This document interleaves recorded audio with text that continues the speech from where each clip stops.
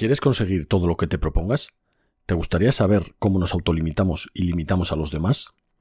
Hoy vamos a hablar sobre el efecto Pigmalión y la profecía autocumplida. ¡Comenzamos!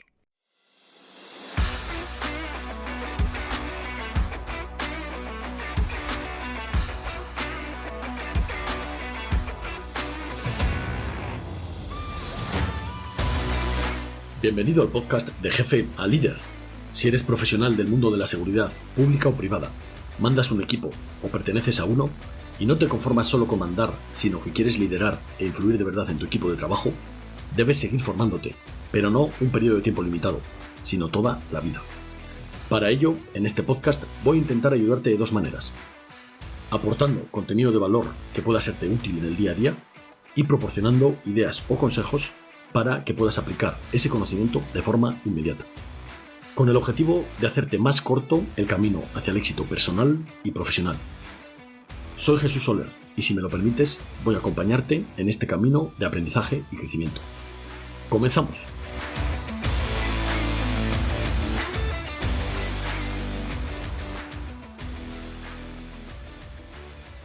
Hola a todos, compañeros, compañeras, bienvenidos a un nuevo episodio semanal de Jefe a Líder.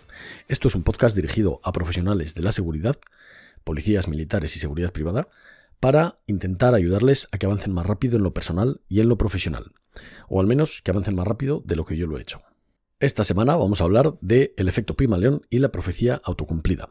Así que bienvenidos, poneos cómodos porque empezamos. Antes de entrar con los conceptos de efecto Pigmalión y profecía autocumplida, quería comentar antes un concepto que también considero bastante importante, y son las creencias que todos nosotros tenemos. En primer lugar, quiero definirlas, y es que estas creencias son todos aquellos pensamientos o ideas que nosotros damos como ciertos, ¿vale? Cada uno tiene las suyas, no todo el mundo tiene las mismas. Hay personas o sociedades pues, que más o menos sí que son, o hay algunas creencias que sí que son comunes a toda la sociedad.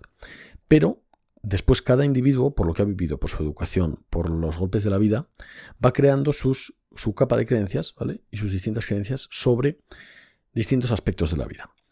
Y estas creencias pueden ayudarnos o potenciarnos y pueden limitarnos, es decir, pueden ser creencias limitantes o creencias potenciadoras. Yo os pongo un ejemplo muy básico que a todos creo que nos habrá pasado en España. Estamos muy acostumbrados cuando vamos al colegio a que, por ejemplo, se nos prohíba colaborar y copiar de los compañeros. Eso, por ejemplo, que parece una tontería, a nivel de aprendizaje, cuando crecemos, nos genera un pensamiento de que tenemos que conseguirlo todos solos. Entonces, muchas veces al intentar iniciar un proyecto o cuando tenemos que hacer un trabajo en equipo o en alguna situación de estas en las que tenemos que colaborar con otras personas, resulta que no estamos preparados para ello y que esas creencias que se nos crearon cuando éramos unos niños, ahora nos impiden colaborar o participar más con los demás o incluso exponer lo que yo sé, no vaya a ser que el de al lado me lo robe. ¿Vale? Entonces, esa, por ejemplo, es una creencia que en España tenemos mucha gente cuando nos hacemos mayores y es debido a cómo hemos aprendido de pequeños. Entonces, eso, por ejemplo, sería una creencia limitante a la hora de llevar a cabo proyectos, por ejemplo. Porque cuando pensamos racionalmente sí que somos conscientes de que para conseguir algo es mucho mejor colaborar con otras personas, que va a resultar mucho más fácil, o incluso para llevar a cabo un proyecto, pues intentamos contar con distintas personas que sean especialistas en distintas cosas, ¿no? Y realmente hay muchas veces que este sesgo nos limita a la hora de pues, llevar a cabo nuestros proyectos, nuestros trabajos o cualquier cosa que tengamos que realizar en equipo. Entonces, en este caso, estaríamos hablando de una creencia limitante. Y también, en relación a esto, quería comentaros una frase que es de Henry Ford, o al menos se le atribuye a él, y es la siguiente: tanto si crees que es posible como si crees que no lo es, estás en lo cierto. Bien, y entramos ya con el efecto Pigmalión. En primer lugar, ¿a qué llamamos efecto Pigmalión? Pues digamos que es todos aquellos sucesos que suceden o que se consiguen porque una persona tiene unas creencias positivas sobre eso. Es decir, alguien piensa que va a conseguir algo y al final acaba consiguiéndolo, ¿vale? Debido a esas creencias. Y esto viene de un mito griego. Pigmalión era un escultor, os resumo brevemente el mito, era un escultor que era muy perfeccionista y no se conformaba con ninguna de las mujeres de su época. A todas les veía alguna imperfección. Entonces decide que va a crear la escultura perfecta de la mujer que a él le gustaría tener, y la llama Galatea. Y posteriormente pues hace una ofrenda a Afrodita y ésta le concede que esa estatua se convierta en mujer con la que se casa y tiene descendencia, ¿vale? Ese es un poco el mito. Tanto deseó Pigmalión cumplir eso que se acaba cumpliendo. Y lo que se deriva de esta historia, pues un poquito eso, ¿no? Que cuando tú deseas algo mucho, es muy probable que acabes consiguiéndolo. Y relacionado con el efecto Pigmalión, se deriva la profecía autocumplida. Hay muchas personas que piensan que el efecto Pigmalión sería la parte positiva y la profecía autocumplida sería la parte negativa. Desde mi punto de vista, la profecía autocumplida puede ser tanto positiva como negativa. ¿Y qué es esta profecía autocumplida? Pues básicamente son las expectativas que uno tiene de que algo suceda, nos van a poner en un modo de actuar y nos va a hacer tomar unas decisiones que va a hacer que finalmente se cumpla eso que nosotros estamos o temiendo o esperando, ¿vale? Al final está relacionado con las expectativas y con las creencias. Y aquí quiero dejar claro que en esta profecía autocumplida, creer o tener esas expectativas no es suficiente para que se cumpla, pero es necesario. Es decir, si yo creo o espero que algo se cumpla, no es suficiente para alcanzar ese objetivo o para que eso se cumpla, pero es necesario como primer paso. ¿Qué ejemplos podemos poner sobre estos efectos y sobre todo sobre la profecía autocumplida? Pues por ejemplo, cuando un padre presiona demasiado a un hijo con el deporte, ¿vale? Todos habréis ido a un campo de fútbol o de baloncesto de los chavales pequeños que son peores los padres que los hijos, ¿no? Pues esto es, los padres ponen tanta presión en los niños que acaban cometiendo errores muchas veces. Otro ejemplo sería, por ejemplo, el de los profesores y los alumnos. Ya sea porque el profesor coge manía a un chaval y por tratarlo de una determinada manera, ese chaval se acaba comportando de esa manera, o porque el alumno cree que el profesor lo tiene en consideración o le tiene manía, se comporta o se acaba comportando de esa manera de la que él piensa que piensa el profesor, ¿no? De este tema se hizo un experimento científico en el que se cogió a dos grupos de profesores y a unos se les dijo que todos los alumnos que les iban a poner en sus clases iban a ser superdotados y a otros que todos les iban a poner, digamos, a alumnos con dificultad. El resultado a final de curso de ese experimento fue que todos los que se les había puesto en el grupo de los buenos sacaron unas notas muy buenas porque los profesores los trataron como tal, y al otro grupo produjeron notas mucho peores. Este estudio no sé exactamente cuál es, lo buscaré y os lo dejaré, a ser posible, en las notas. El concepto es ese, ¿vale? En el que una persona cree de otra que puede dar o no dar y esa persona acaba comportándose de esa manera. Otro ejemplo muy típico sería el perfil celotípico, ¿vale? Es decir, cuando una persona siente celos de otra. Es muy probable que si una persona es muy celosa o excesivamente celosa, de una forma insana, acabe ahuyentando a su pareja.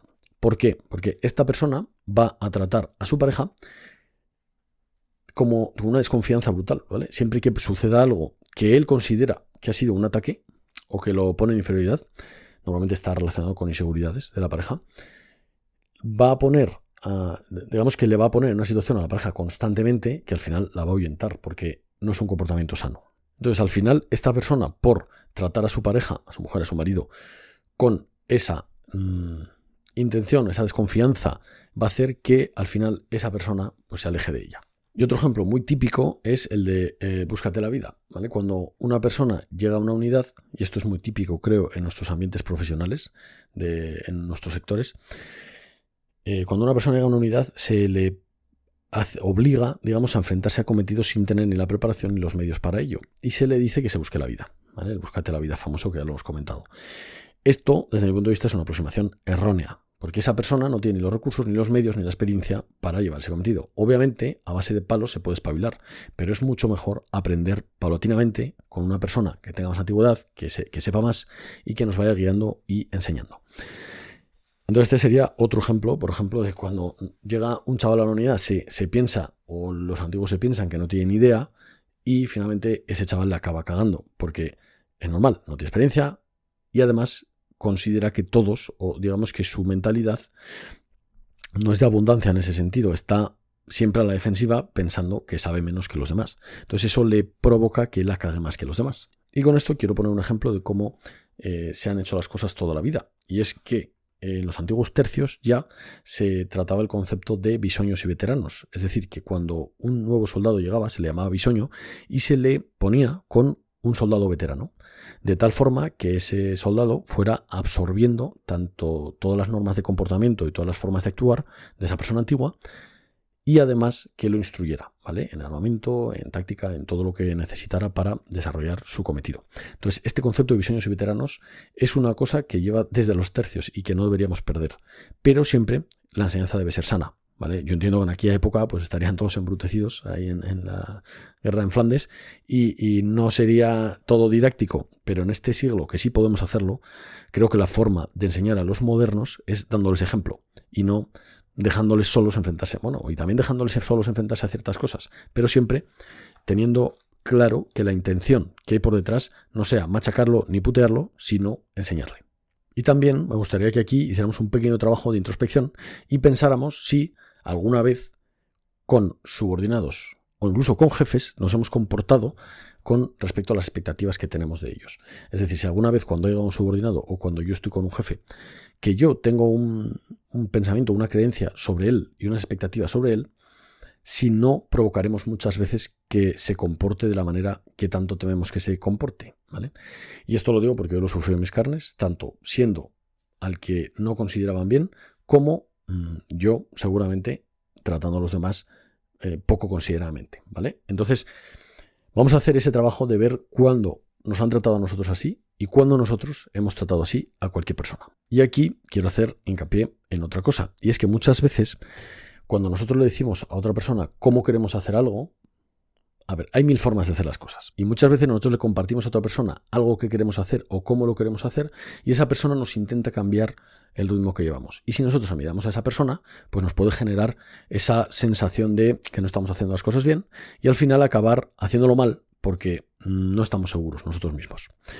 Entonces, siempre que le contemos a alguien qué vamos a hacer o cómo lo vamos a hacer y nos diga que no está de acuerdo, pensad que esa persona te está hablando desde su experiencia y desde sus propias limitaciones. Y os voy a poner un ejemplo muy claro que es personal además. Cuando yo decido emprender y montar mi primera empresa, mucha gente a mi alrededor, no voy a decir quién, pero ellos lo saben, que no les guardo ningún rencor, pero mucha gente me intentó quitar la idea de la cabeza. Entonces esas personas hay que entender, y por eso no guardo ningún rencor, yo os explico por qué. Esas personas cuando te intentan quitar la idea de la cabeza te están hablando desde sus limitaciones. Ellos nunca lo han hecho, creen desde su perspectiva que tú teniendo un trabajo fijo no tienes la necesidad de exponerte a esos problemas, a esa exposición, ¿no? a todos los problemas económicos y de otro tipo que surgen cuando emprendes. Y pues te intentan quitar la idea de la cabeza, pero te están hablando desde su experiencia, sus limitaciones y su punto de vista. Entonces eso hay que tenerlo muy claro. Y no guardar rencor tampoco, porque esa persona lo está haciendo con la mejor intención para protegerte.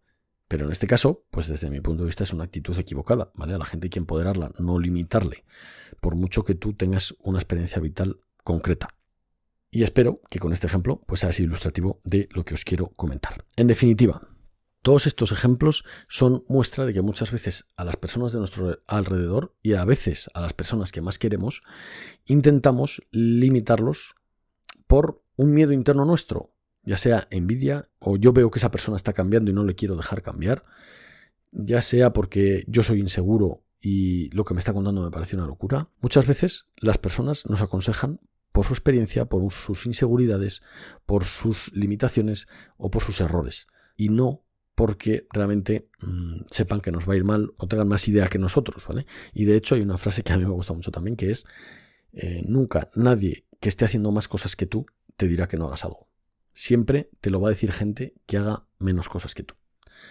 Otra cosa es aconsejar en un determinado momento una decisión en concreto, pero alguien que te limita para que tú hagas algo es normalmente porque está haciendo menos cosas que tú, ¿vale? Entonces, bueno, ahí lo dejo, espero que se haya entendido y pasamos a unas frases que me parecen muy buenas. En primer lugar, me gustaría nombrar una frase simplemente del poema If de Rudyard Kipling, que un día dedicaremos una de las partes de anécdota a este poema porque a mí me parece brutal. Pero solo quiero comentar una frase y es: si ante la multitud das a la virtud abrigo y si aun marchando con reyes guardas tu sencillez. Estas dos frases, desde mi punto de vista, resumen un poquito lo que tenemos que hacer. Nunca nos tenemos que creer más que nadie porque estemos en una determinada posición, ni menos que nadie porque estemos en una determinada posición. Y el trato externo o el trato que exteriorizamos hacia las otras personas no debe cambiar porque ocupemos un puesto, porque como ya hemos visto en otros podcasts, el puesto es solo temporal. Entonces debemos tratar a todos por igual. Y para profundizar un poquito más en este concepto, os voy a leer otro poema de Bernard Shaw, y es el siguiente. El gran secreto no es tener malos modales ni buenos modales, ni ningún otro tipo de modales en particular, sino tener los mismos modales para todas las almas. En pocas palabras, comportarse como si estuvieras en el cielo, donde no hay carruajes de tercera clase y un alma es tan buena como la otra. Bien, aquí os dejo este superpoema que a mí me ha parecido brutal. Nunca se sabe, la vida da muchas vueltas y nunca sabes cuándo una persona que aparentemente tiene una posición baja, de repente pega el pelotazo y se coloca en una posición estratégica en la sociedad, ¿vale? A nivel social. Entonces yo os diría que nunca despreciéis a nadie por la posición que ocupa, porque todo el mundo es valioso, de todo el mundo se puede aprender y nosotros mismos vamos a condicionar a los demás para que se comporten de una determinada manera. A mí me ha pasado mucho que he visto compañeros que dan desconfianza a sus subordinados y a sus jefes y a sus compañeros y entonces reciben desconfianza. Es así. Cuando tú, aparte de ejercer desconfianza en una persona, bueno, con eso ya vale bastante, pero ¿qué va a suceder? Esto lo explicaremos más en el capítulo de neurociencia, pero ¿qué va a suceder cuando tú desconfías de una persona? A nivel cerebral se van a bloquear todas las áreas que él se va a poner en modo supervivencia, ¿vale? Cuando trate contigo va a estar a la defensiva. Entonces, en ese modo supervivencia se va a anular todas las partes del cerebro que son racionales. Es decir, la iniciativa, la capacidad de razonar, la concentración, la capacidad de decisión, la creatividad. Todas esas áreas se van a bloquear y va a actuar prácticamente instintivamente. Obviamente va a cometer muchos más errores porque no está usando su máximo potencial, ¿vale? Y esto sucede realmente cuando alguien está sometido a determinada presión o incluso cuando, pues eso, imaginaos, ¿no? Un chaval que acaba de llegar a una unidad y el jefe le ejerce demasiada presión o demasiada desconfianza. Pues la posición en la que coloca el chaval es a la defensiva y entonces se van a bloquear todas estas áreas y no va a realizar los cometidos, pues obviamente como los haría en una situación normal.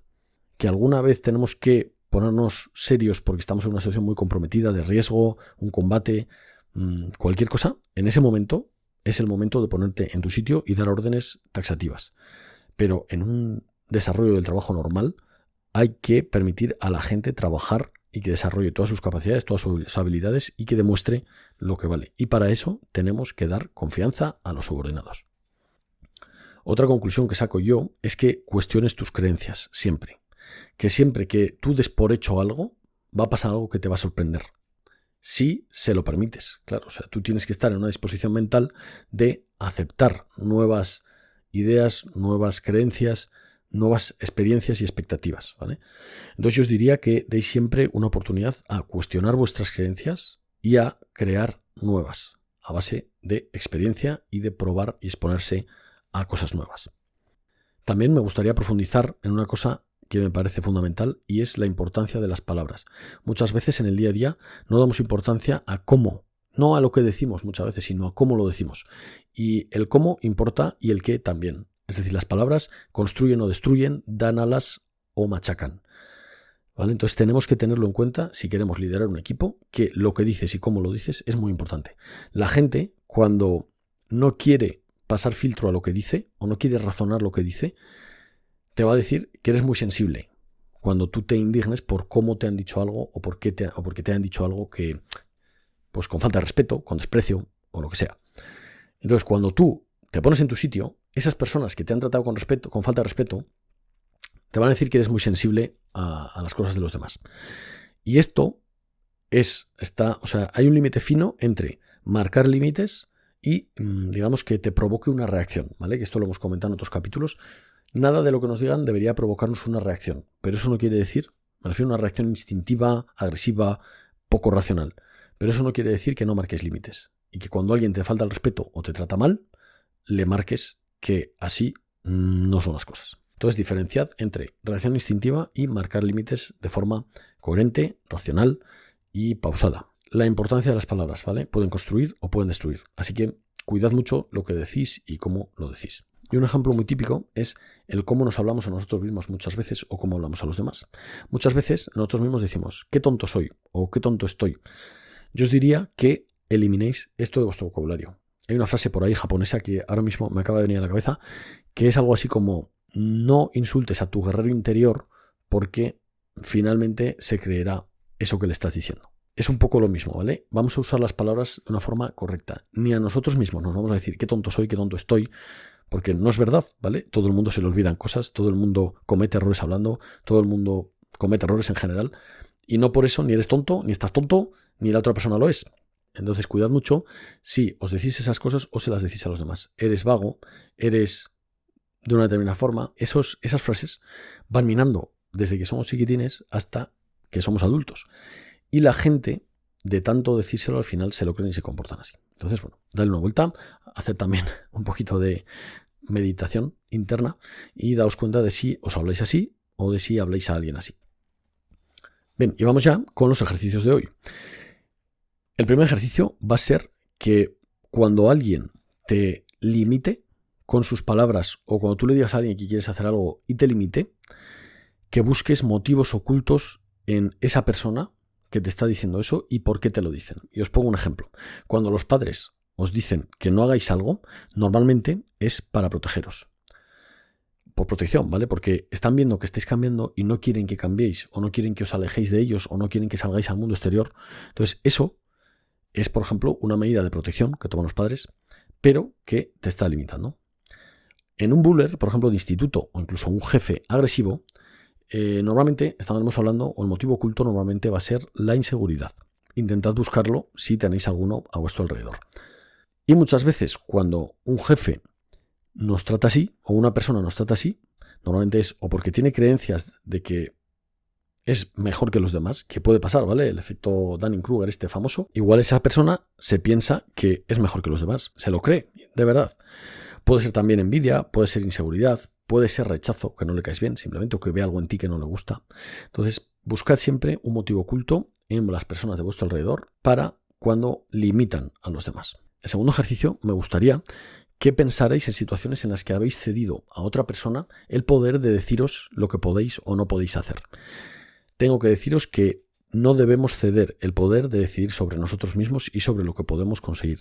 Solo tú puedes saber lo que puedes llegar a conseguir y lo que no. Y muchas veces lo que podemos llegar a conseguir está muy por encima de lo que nosotros nos pensamos. Así que os diría que hagáis un trabajo de observación también y penséis en las veces que os han limitado con las cosas que os han dicho.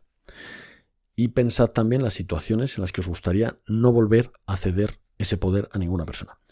Hay una cosa que funciona bastante bien para esto y son las afirmaciones. Es decir, de todas aquellas creencias limitantes que tengamos, funciona muy bien la repetición. Escribir lo contrario de la creencia limitante. Si yo creo que no puedo ganar más dinero, escribir una frase de creo que puedo ganar más dinero y eso repetírselo todos los días por la mañana y por la noche, por ejemplo.